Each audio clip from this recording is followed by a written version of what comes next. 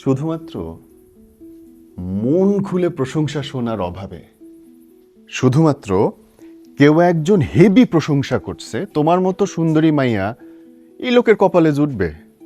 তোমার মতো মাইয়ার এসে আদর করে না রে। তোমারে পাইলে আমি তো মাথার তাজ বানায় রাখতাম। আমি যদি তোমারে পাইতাম, তোমারে ছাইরে একটা রাত বাইরে থাকতাম না, রাজরানী করায় রাখতাম। তোমার পায়ে কখনো ধুলা পড়তো না। এইসব ডায়লগ, সিম্পলি এইসব ডায়লগে মেয়েদের মনের মধ্যে বাকবাকুম পায়রা ঘুরতে থাকে। সে মনে করে আমার হাজবেন্ডটা আমাকে যত্ন করতেছে না, আমার হাজবেন্ড আমার ভালোবাসতেছে না, আমার হাজবেন্ড একটা নীচ, আমার হাজবেন্ড আমার মূল্যায়ন করে না। ব্যাস, খেলা শুরু, খেলা শুরু।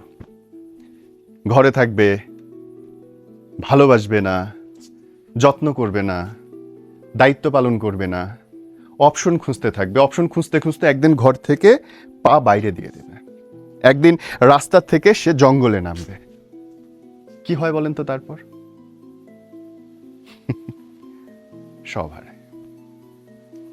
এই জঙ্গলটা, এই সমাজটা, আমাদের বাস্তবতা হইল মেয়েদেরকে ব্যবহার করো। আমাদের বাস্তবতা হইল মেয়েরা খেলার পুতুল। আমাদের বাস্তবতা হলো মিথ্যে কথা বলো, মিথ্যে আশ্বাস দাও, লোভ দেখাও, স্বপ্ন দেখাও, তারপরে ইউজ করে ছুঁড়ে ফেলে দাও। শুধুমাত্র মিথ্যে, জানেন, শুধুমাত্র মিথ্যে প্রশংসা শোনার জন্যেই কখনো কখনো মেয়েরা হাপিত্যেশ করে, লোভে পা দেয়।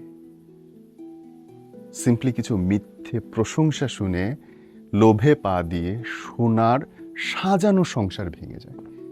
আপনার হাজবেন্ড হয়তো আপনাকে কাব্যিক ভাষায় সৌন্দর্য বর্ণনা করতে পারে না, পটাইতে পারে না, প্রেম করতে পারে না, কিন্তু তার রক্ত পানি করা ঘামে আপনার শরীরের প্রতিটা ইঞ্চি গড়ে উঠছে। আপদমস্তক।